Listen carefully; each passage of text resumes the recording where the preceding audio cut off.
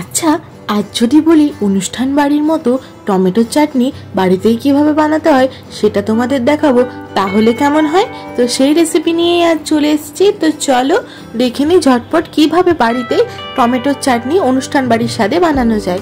তার জন্য কড়াইয়ে দিয়ে দেবো সামান্য পরিমাণ সর্ষের তেল। তার মধ্যে এবার দিয়ে দেবো আমরা পাঁচফোড়ন। বাঙালি বাড়িতে পাঁচফোড়ন তো সবসময় পাওয়া যায়। তাছাড়া এখানে দিয়ে দেবো শুকনো লঙ্কা আর দিয়ে দেবো ছোট ছোট করে টুকরো করে কেটে রাখা টমেটো। তোমরা যতটা পরিমাণ টমেটো চাটনি বানাবে সেই হিসেবে টমেটোটা দিয়ে থাকবে। তারপরে একটু ওই তেলে নাড়াচাড়া করে নেব। তেলটা কিন্তু খুব কম পরিমাণে দেবে, বেশি দেবে না।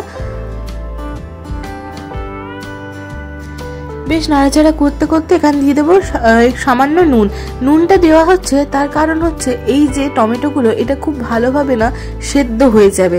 তাছাড়া সামান্য নুন একটু দিতেও হয় চাটনিতে, সেটা আমার মায়ের কাছ থেকে শোনা। এই কারণটা আমি ঠিক জানি না, যতটা জানি এটা সেদ্ধ হওয়ার জন্য খুব ভালো। তারপরে ঢাকা চাপা দিয়ে এটাকে রান্না করব। দেখো এটা খোসাগুলো ছেড়ে এসছে, টমেটোর থেকে আলাদা হয়ে এসছে। এবার এর মধ্যে দিয়ে দেবো জল, মানে অর্ধেক সিদ্ধ হয়ে গেছে। এর মধ্যে দিয়ে দেবো জল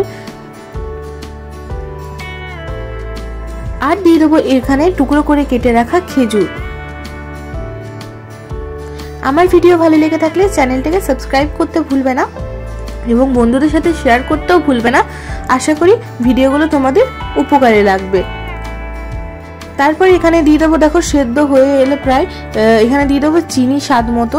চিনিটা একটু বেশি পরিমাণে দেবে, তাহলে না খেতে ভালো লাগবে।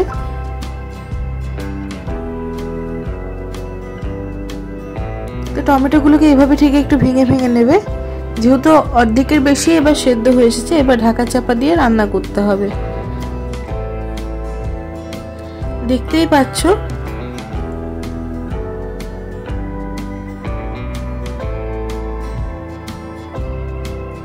এটা এবার পুরোপুরি প্রায় সেদ্ধ হয়ে গেছে। টমেটো জল ছেড়ে দিয়েছে। দেখো জল আর টমেটো আর চিনির রসে মিলে বেশ একটু গ্রেভি গ্রেভি ব্যাপার চলে এসেছে। এর মধ্যে অ্যাড করে দেবো এবার আমরা কিশমিশ, আর অ্যাড করে দেবো এখানে আমসত্ত্ব।